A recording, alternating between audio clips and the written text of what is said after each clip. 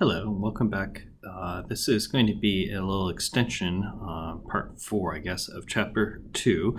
I'm going to show you how to use how to build your own website on a server and set up your server hosting.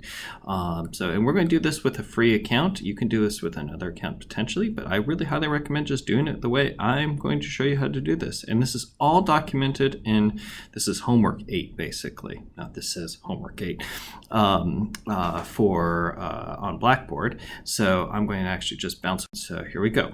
So here's homework 8. All of this is documented extremely well right here, and this is all you really need to know about. So pay attention to this. And look, you're going to want to probably come back to this video occasionally because you'll have to update your website with your new information and all of your page, and you're going to be putting lots of stuff up here and then deleting stuff and putting other stuff up and organizing it. And so this site will make your life easy. Now I'm doing this on a PC. If you're on a Mac, it'll be subtly different. There are many different FTP programs, which we'll get to that.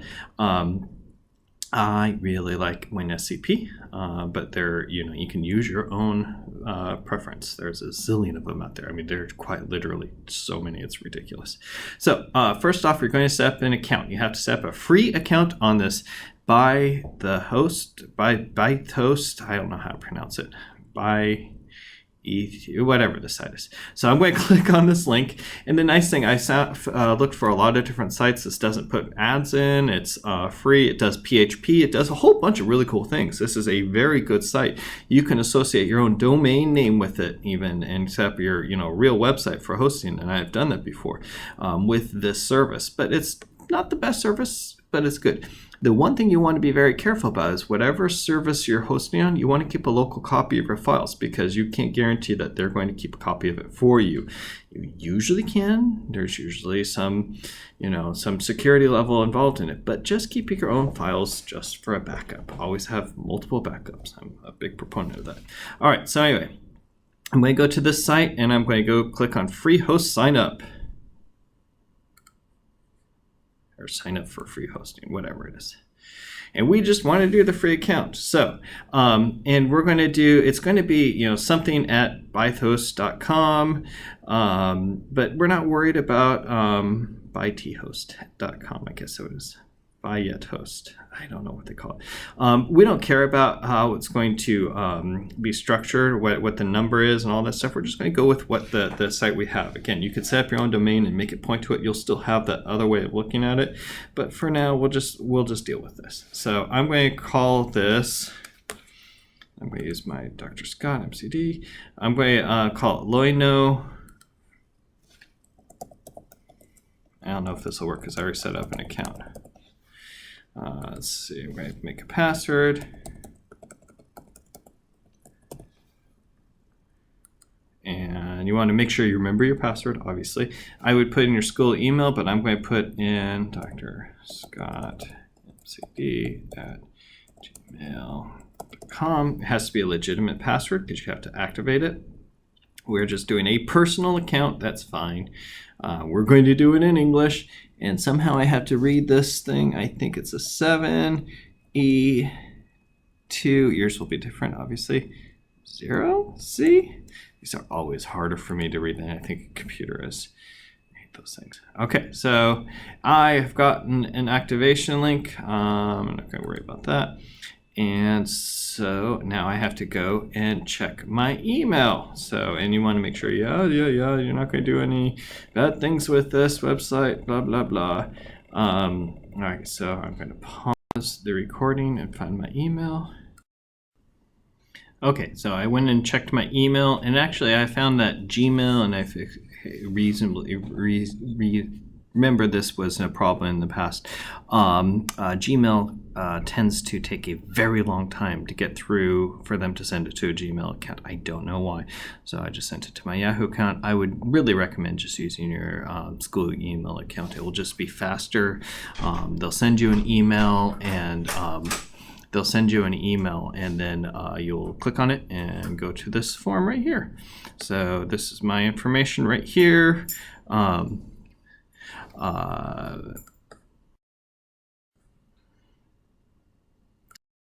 append, sorry, I got interrupted there.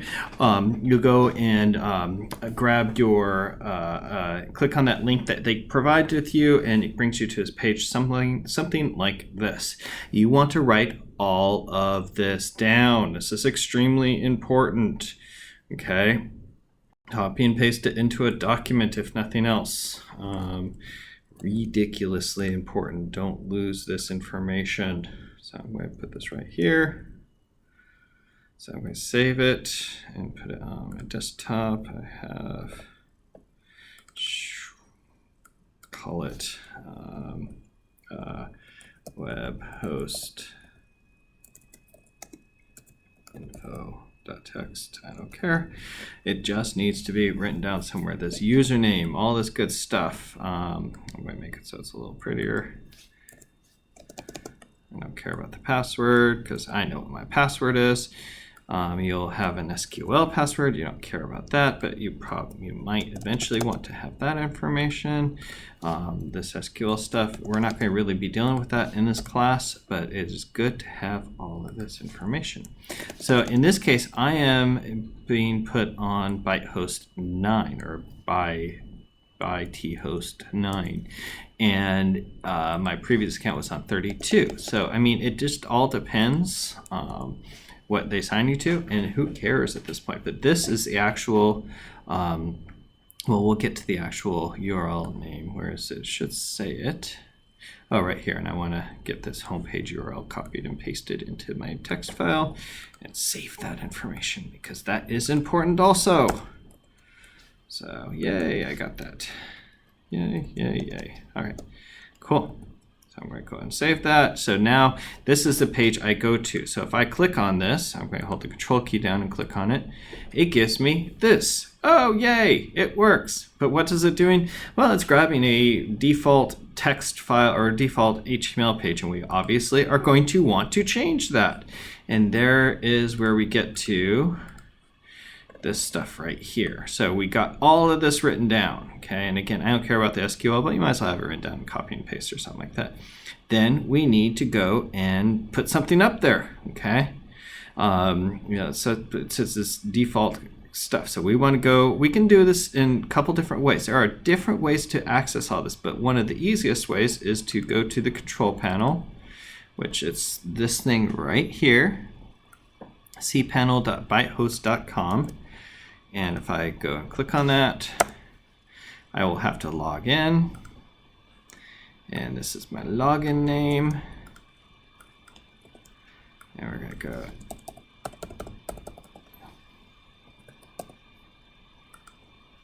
Just hit login. So type in your password. You should know what your password is. And then, oh, I don't care about saving it. LastPass is a wonderful thing, but I'm not saving this right now. And then we have our panel. Okay, now this is overwhelming and confusing as heck. There's a bunch of stuff because you can set up your, you can set up a PHP server, you can set up SQL database, so you can store stuff. You can set up link domain names to this. You can get your own, register it so that instead of, this crazy long thing, loino.mcdermott .bytehost.com, and obviously yours won't be McDermott, it'll be your name. But instead of that, you can set it to whatever you want if you buy a domain name. But I'm not expecting you to buy a domain name for this class. There's a whole bunch of security metrics and extra software you can do. You can do install a whole bunch of really great stuff, but we're not worried about that. We just want to get the basics going. And what I'm going to do right now is I'm going to use the online file manager. Okay, so this gets around, circumvents the need for FTP. Now this is our file structure. You'll notice that there is a folder which says, my root folder, which has this file, don't upload files here, and a few other minor things. Don't put your files here. Put it under htdocs. So I go over here. This is where your files should be. Hey, and guess what? It says quite literally, this is where your files should be. Sorry, I'm taking out battery saver. So it says, put your files here. So put your files there. All right, so I'm going to go ahead, and what I'm going to do is delete these two files because I don't want them there. I'm going to click on it and delete. So this is nice in that it gives me a web browser interface to all this. You can do everything you need in this class with the web browser. It's just, how do I do this? Oh, check. It's just not the best interface and a little bit slow, but you can make it work. Okay, so I just deleted those two files. Now watch what happens when I delete those files. If I go back to my main page, get rid of all this other junk, and I hit enter, I don't have anything there anymore. In fact, if I don't have an index.html or index.htm or index.php or index.something, it won't find it, and it will just list everything there as it was if you were looking at the folders, okay, which is great. That's kind of fun. That's kind of what we want to do. Now I can upload some files to this, and let's go ahead and do that. So I can't remember what the assignment was to do. Okay, so this is all that. We get rid of this. Now we upload to your account. Now again, you can use WinSCP and it. I'm going to let you play with how you want to do it. I'm going to show you first. Let's see, you need to upload 1 or 2 basic HTML files. Just use one of your homework. So I'm going to grab my homework that I did for chapter 1 and put them there. Okay, so I'm going to go back to my file manager, and I'm not sure what the difference between upload and Java upload is, but this should be sufficient.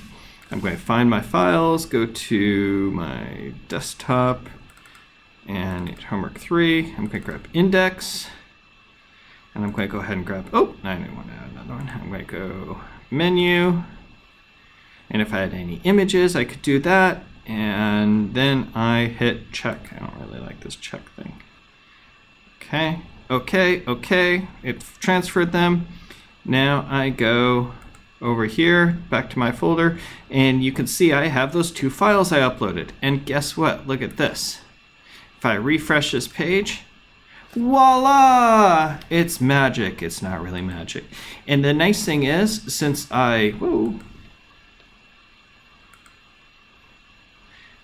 I'm not sure why I got that bad gateway thing, but the nice thing is, since I okay, well, it was kind of still uploading.